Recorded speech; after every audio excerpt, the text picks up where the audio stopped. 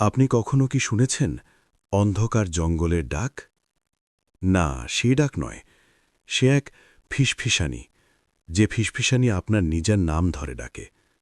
যে ডাক শুনলে আপনি ঘুম থেকে উঠে বসবেন আর দেখবেন জানালার বাইরে কেউ আপনার দিকে তাকিয়ে আছে, কিন্তু সে মানুষ নয়।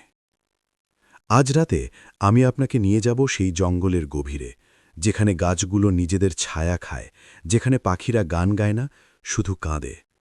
এই গল্পের নাম অন্ধকার জঙ্গলের ডাক। চোখ বন্ধ করুন আর শুনুন। আমাদের গ্রামের নাম কেউ মনে রাখে না, মানচিত্রে নাই, গুগলে নাই, জেলা প্রশাসনের ফাইলেও নাই। আমরা নিজেরাও বলতে পারি না যে আমি এই গ্রামের, কারণ গ্রামটা যেন আমাদের সাথে লুকিয়ে থাকে। বাইরের লোক যদি কখনো এদিকে আসে, তাহলে তারা হয় পথ হারিয়ে ফেরত যায়, নয়তো আর কখনো ফেরে না।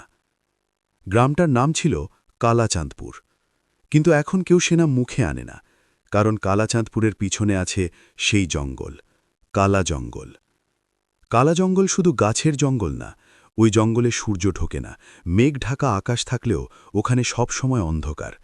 গাছগুলো এত ঘন যে মাঝে মাঝে মনে হয় গাছগুলো নিজেরাই একে অপরের গলা চেপে ধরে আছে।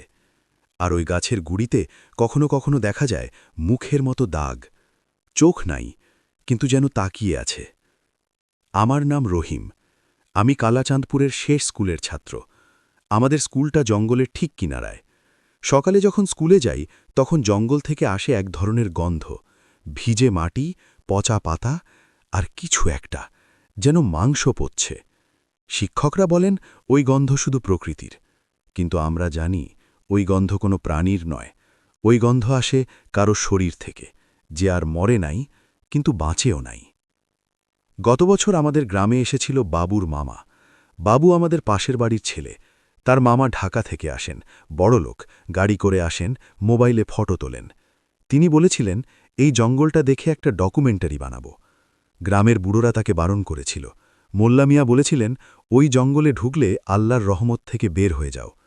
কিন্তু বাবুর মামা হেসে বলেছিল ভূত প্রেত সব মানুষের মনের ভয়।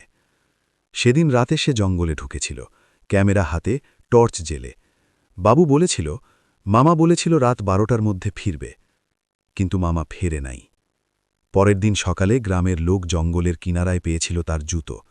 একটা জুতো ভেজা মাটিতে পড়েছিল, আর জুতোর ভিতর থেকে বেরিয়েছিল একগুচ্ছ কালো চুল, যে চুলে লাল রক্তের দাগ। বাবু তখন থেকে কথা বলে না। সে শুধু জানালার ধারে বসে থাকে আর জঙ্গলের দিকে তাকিয়ে থাকে। কখনো কখনো বলে, মামা ডাকছে। আমি প্রথমবার জঙ্গলের ডাক শুনি গত পূর্ণিমার রাতে। সেদিন আমার মা অসুস্থ ছিল, বাবা ডাক্তার ডাকতে গিয়েছিলেন। আমি একা ছিলাম বাড়িতে।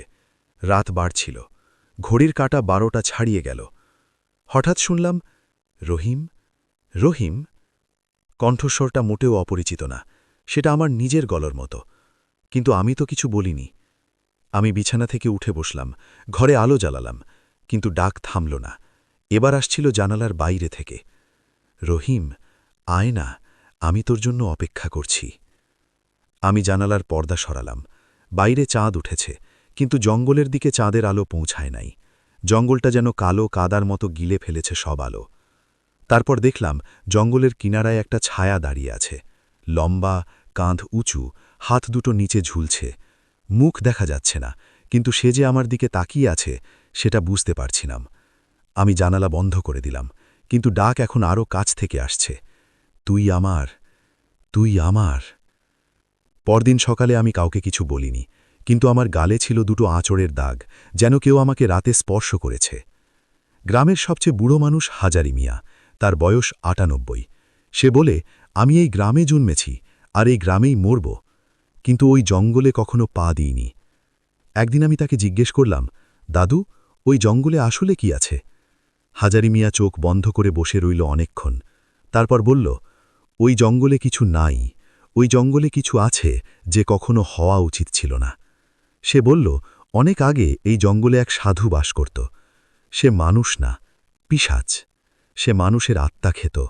গ্রামের লোক তাকে মেরে ফেলেছিল, কিন্তু মরার আগে সে শপথ করেছিল, আমি মরব না, আমি জঙ্গল হয়ে যাব। তারপর থেকে হাজারি মিয়া বলল, ওই জঙ্গলে ঢুকলে মানুষ নিজেকে হারিয়ে ফেলে, কারণ জঙ্গলটা তাকে ডাকে, আর মানুষ নিজের ডাকে সাড়া দেয়। আমি জিজ্ঞেস করলাম, কিভাবে ডাকে? হাজারি মিয়া আমার চোখের দিকে তাকিয়ে বলল, তোর নিজের গলায়। আমি আর সহ্য করতে পারলাম না। প্রতি রাতে ডাক, প্রতি সকালে নতুন দাগ। আমার ঘুম হারাম, আমার মন ভাঙছে। এক রাতে আমি ঠিক করলাম, আমি জঙ্গলে ঢুকব। যদি কিছু থাকে তাকে দেখব, যদি মরতে হয় মরব, কিন্তু আর এই ভয়ে বাঁচব না। আমি একটা ছুরি, একটা টর্চ আর আমার মায়ের দেওয়া তাবিজ নিয়ে বেরোলাম। জঙ্গলের কিনারায় দাঁড়ালাম। বাতাসে সেই গন্ধ, পচা মাংসের। গাছগুলো যেন নিঃশ্বাস নিচ্ছে। আমি পা ফেললাম। প্রথম পদক্ষেপেই মনে হল জমিন নরম, যেন কোনো শরীরের ওপর হাঁটছি। ভিতরে ঢুকতেই পিছনের পথ অদৃশ্য হয়ে গেল। আলো নাই, টর্চের আলোও যেন শোষিত হয়ে যাচ্ছে। তখন শুনলাম, রহিম, তুই এসেছিস। সে কণ্ঠ আমার নিজের, কিন্তু এবার আমি সাড়া দিলাম, হ্যাঁ, আমি এসেছি। পথ দেখানোর মতো কিছু নাই, কিন্তু আমার পা নিজে থেকে এগিয়ে যাচ্ছে, যেন কেউ আমাকে টানছে। হঠাৎ দেখলাম একটা পুরনো কুয়ো। কুয়োর ধারে বসে আছে একটা মেয়ে, লাল শাড়ি পরা, চুল খোলা, মুখ নিচু। আমি ডাকলাম, তুমি কে? মেয়েটা মুখ তুলল। চোখ নাই, শুধু দুটো কালো গর্ত। মুখে হাসি, কিন্তু হাসি নয়, যেন কেউ তার মুখে ছুরি দিয়ে কাটা দিয়েছে। সে বলল, তুমি আমার ভাই। আমি বললাম, আমার কোনো বোন নাই। মেয়েটা হাসল, তার হাসি থেকে বের হলো কালো পানি। তুমি ভুলে গেছ, কিন্তু জঙ্গল ভোলে না। আমি দৌড়ে পালালাম, কিন্তু পথ পাচ্ছি না। গাছগুলো যেন নড়ছে, আমার চারপাশে ঘুরছে। তখন দেখলাম আমার হাতে লাল রঙের দাগ, যেন কেউ আমার হাতে লাল মাটি মাখিয়েছে। আমি মনে মনে ভাবলাম, আমি কি আগে এখানে এসেছিলাম? হঠাৎ মনে পড়ল আমার ছোটবেলার কথা। আমার এক বোন ছিল, নাম রুমা। সে একদিন জঙ্গলে হারিয়ে যায়। আমি তখন 7 বছরের ছিলাম। আমি তাকে খুঁজতে গিয়েছিলাম জঙ্গলে, কিন্তু আমি ফিরে এসেছিলাম, আর রুমা ফেরে নাই। গ্রামের লোক বলেছিল, রহিম একা ফিরে এসেছে, সে কিছু মনে রাখে না। কিন্তু আমি ভুলি যাইনি। আমি শুধু ভুলে থাকতে চেয়েছিলাম। সেদিন আমি দেখেছিলাম রুমা কুয়োর ভিতর ডুবে যাচ্ছে, আর কুয়োর ভিতর থেকে এক হাত তাকে টানছে। আমি দাঁড়িয়েছিলাম, কিছু করিনি। আমি ভয় পেয়েছিলাম, আর সেই ভয় আজ পর্যন্ত আমার সাথে আছে। আমি কুয়োর দিকে ফিরে গেলাম। রুমা এখনও সেখানে। সে বলল, তুমি আমাকে ছেড়ে দিয়েছিলে, কিন্তু জঙ্গল আমাকে ধরে রেখেছে। এখন তুমি আমার। আমি বললাম, আমি ক্ষমা চাইছি। রুমা হাসল, ক্ষমা চাইলে হবে না, তুমি আমার সাথে থাকবে। সে হাত বাড়ালো, আমি হাত ধরলাম। তখন কুয়োর ভিতর থেকে বের হলো আরও অনেক হাত, কালো, পচা, আঙুলগুলো নখ ছাড়া। সেগুলো আমাকে টানতে লাগলো। আমি চিৎকার করলাম, কিন্তু আমার গলা থেকে শব্দ বের হলো না। আমি কুয়োর ভিতর নামলাম।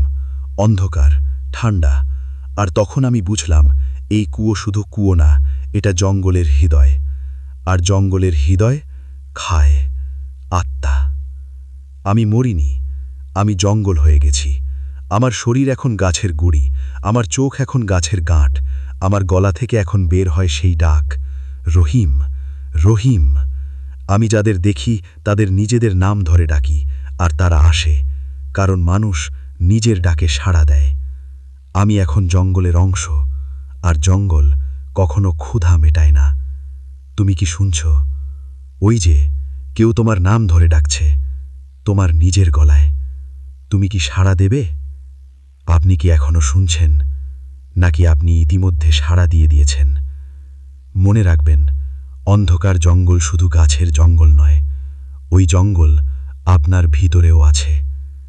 আজকের গল্প ছিল অন্ধকার জঙ্গলের ডাক। যদি আপনার ভালো লেগে থাকে তাহলে লাইক করুন, শেয়ার করুন আর সাবস্ক্রাইব করুন, কারণ জঙ্গল আপনাকে ডাকছে।